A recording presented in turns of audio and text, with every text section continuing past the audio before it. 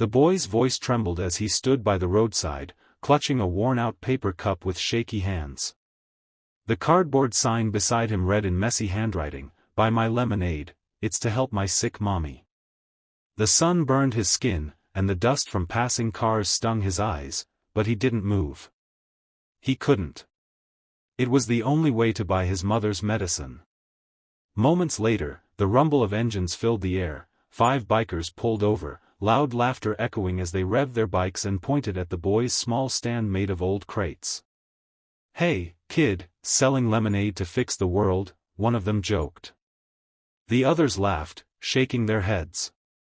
The boy's lips quivered, but he stayed quiet. Then one of the bikers, a tall man with a scar running down his cheek and eyes that had seen too much of life, stepped closer. His name was Hawk.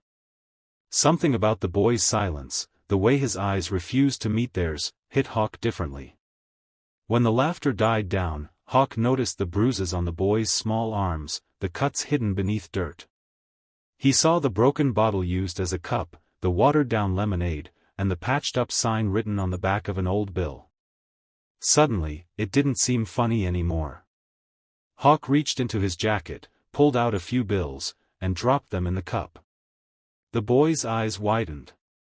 "Thank you, mister," he whispered softly. Hawk didn't reply. He just nodded, watching as the boy tucked the money carefully into his pocket like it was treasure.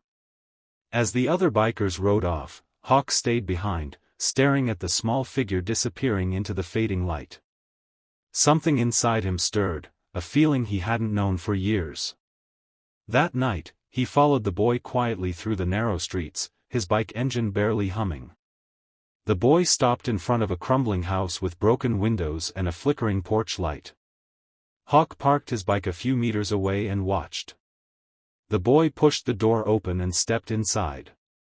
Through the cracks, Hawk saw a woman lying on an old couch, coughing weakly, her skin pale and frail. There was no food on the table, only empty medicine bottles and a pile of unpaid bills. The boy placed the coins on the table and whispered, "I'll sell more tomorrow, Mama. Don't worry." The woman tried to smile, but tears slipped down her cheeks. Hawk felt his throat tighten. He'd seen poverty, he'd seen pain, but this kind of quiet desperation, broke something inside him. He walked to the door and knocked softly. The boy opened it, startled to see him there. Hawk knelt down. "Who did this to you, kid?" he asked gently, his voice rough but kind. The boy hesitated, then looked down. "The man who took everything from us," he said quietly. "My dad." Hawk froze. The words hit him like a punch. The boy explained in fragments, how his father had left them after losing all their savings to gambling, how he'd come back drunk one night and taken the last of their money, leaving them with nothing but debt and bruises. Hawk listened, jaw tight, anger burning in his chest. He'd been that kind of man once, years ago, before the road, before the scars, before he tried to leave his old self behind. He looked around the dim room, at the broken furniture, the leaking ceiling, the woman's weak breathing. Without saying a word, he pulled out his wallet and placed a few bills on the counter. "This should help a bit," he said. The boy's eyes filled with tears. "Why are you helping us?" Hawk stood up slowly.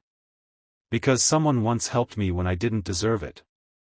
The boy didn't understand, but he nodded, holding his mother's hand tighter. Hawk walked back to his bike under the cold night sky, his heart heavy. He could have just ridden away, pretended he never saw any of it. But something inside wouldn't let him. As he started his engine, he whispered to himself, "No kid should pay for a man's mistakes." The sound of his motorcycle faded into the darkness, but in Hawk's mind, the boy's trembling voice still echoed, "Buy my lemonade, it's to help my sick mommy." That night, Hawk made a promise to himself. He was going to find the man who had taken everything from them, and this time, justice wouldn't come from anger, it would come from redemption. That night, the roar of engines tore through the silence of the small town. The moonlight reflected off the chrome of Hawk's motorcycle as he rode down the empty road, his heart pounding harder than the engine beneath him. He wasn't riding for revenge, he was riding for a promise. He had seen too many lost souls on the road, men who had thrown away everything for greed, pride, or addiction. But this one felt different. This wasn't just another broken man.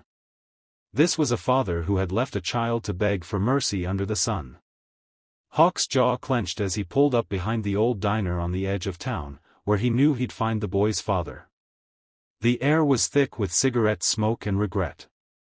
A few men sat around a shaky table, their laughter loud and empty. Among them, the boy's father was slumped in his chair, eyes red, a bottle of cheap whiskey in one hand and a losing deck of cards in the other. Hawk stepped into the dim light, his heavy boots echoing on the concrete. The laughter stopped. The father looked up, squinting through the haze. "What do you want?" he slurred. Hawk didn't answer right away. He stared at him for a long time, seeing not just a drunk man, but a broken one, someone who had traded his family's love for a moment's escape. "You've already lost more than money tonight," Hawk said quietly, his voice steady but sharp enough to cut through the noise. The man frowned, confused, but Hawk didn't give him a chance to speak. "Your boy's selling lemonade on the roadside to buy medicine for his sick mother," Hawk continued. "While you sit here drowning what's left of your soul in whiskey." For a moment, no one spoke. The man's hand trembled as he tried to lift his bottle again, but it slipped and shattered on the floor. "You don't know what it's like," he muttered. "I tried, I did. But I keep losing." Hawk leaned closer. "You didn't lose because of bad luck," he said coldly. "You lost because you walked away." The man's shoulders shook, his pride finally cracking under the weight of truth. Tears filled his eyes as he buried his face in his hands. "I messed up," he whispered. "I wanted to fix things, but I made it worse. I don't even know how to go back." Hawk stood there silently for a moment. He'd seen men like this before. Once, he'd been one of them, until someone had given him a second chance. He took a deep breath, then said, "You can't fix yesterday, but you can start by not running from tomorrow."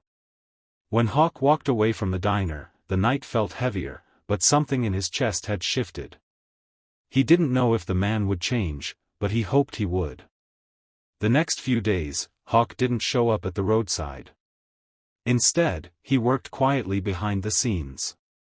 He used what little money he had to buy groceries, medicine, and a few wooden planks. He returned to the boy's home one evening with his tools, and while the mother slept and the boy was at school, he fixed the leaking roof, patched the walls, and left food on the kitchen counter. Before leaving, he placed a small envelope on the table with a few $100s, enough for medicine and bills. He didn't wait for thanks, he just rode off into the night like a ghost of redemption. 2 mornings later, the boy ran outside and stopped in shock. In front of his house stood a brand new lemonade stand, freshly painted yellow with the words, "Mom's Hope," written in neat letters across the front. Tears filled his eyes as he looked around, knowing exactly who had done it. He ran to the road, shouting, "Thank you, mister." His small voice echoed down the empty street. Far away, on the hill, Hawk sat on his bike, helmet hiding his face, watching silently. He smiled faintly and whispered, "Tell your mom her husband's debt is paid, in full."